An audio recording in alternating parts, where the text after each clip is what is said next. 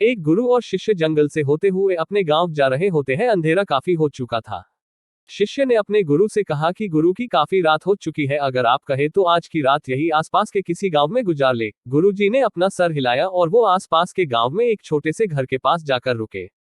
अब जैसे ही वहां गए तो गुरु जी के शिष्य ने दरवाजा ठकठकाया। उस घर से एक गरीब आदमी बाहर आया तो गुरु जी ने बोला, हम अपने गांव जा रहे थे लेकिन काफी रात होने के वजह से हमने इसी गांव में रुकने को सोचा। क्या हम आज रात आपके यहाँ रुक सकते हैं? गरीब आदमी बोला, हाँ क्यों नहीं, आप दोनों अंदर आ जाइए। अब जैसे ही गुरुजी अंदर गए उन्होंने देखा कि उस आदमी के घर में बहुत ज्यादा गरीबी थी। गुरु जी ने उससे पूछा कि आप काम क्या करते हो? वह गरीब आदमी बोला कि मेरे पास बहुत सारी जमीन है। तो गुरु जी ने बोला, अगर तुम्हारे पास बहुत सारी जमीन है तो इस तरह से क्यों रह रहे हो? वह आदमी बोला, ये किसी काम की नहीं है। गांव वाले बोलते हैं कि ये बंजर जमीन है, यहाँ पर कुछ भी नहीं उगाई जा सकती है और वहाँ फसल उगाना बहुत बड़ी बेवकूफी है।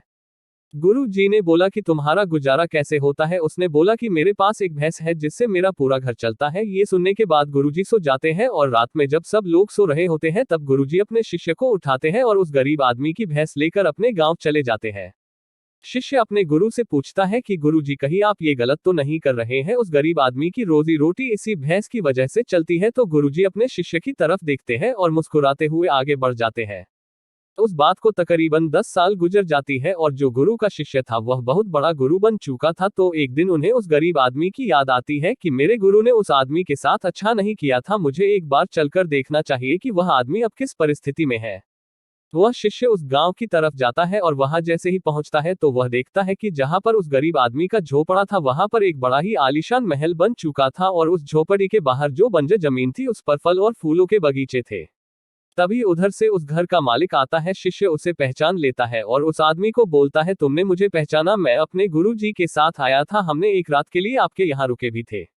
वह आदमी उसे पहचान लेता है और बोलता है कि उस रात में आप कहाँ चले गए थे? और उस रात के बाद ही मेरी भैंस कहीं चली गई थी, मेरे पास कोई रास्ता नहीं था तो मैंने अपने जमीन पर मेहनत की और फसल निकल आई और आज मैं इस गांव का सबसे बड़ा और सबसे अमीर आदमी बन चुका हूँ।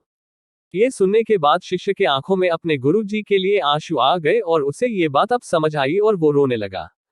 इस कहानी से हमें ये सीख मिलती है कि हमारे अंदर ऐसी बहुत सी टैलेंट छुपी हुई है लेकिन हमें कोई ना कोई चीज रुका कर रखी है। वो आपके फैमिली वाले भी हो सकते हैं, आपको जॉब भी हो सकती है, कुछ और भी हो सकता है। देखिए आपके पास भी तो भैंस की जैसी कोई दूसरी चीज तो नहीं है जिसने आपको आगे बढ़ने से रोक कर रखा है।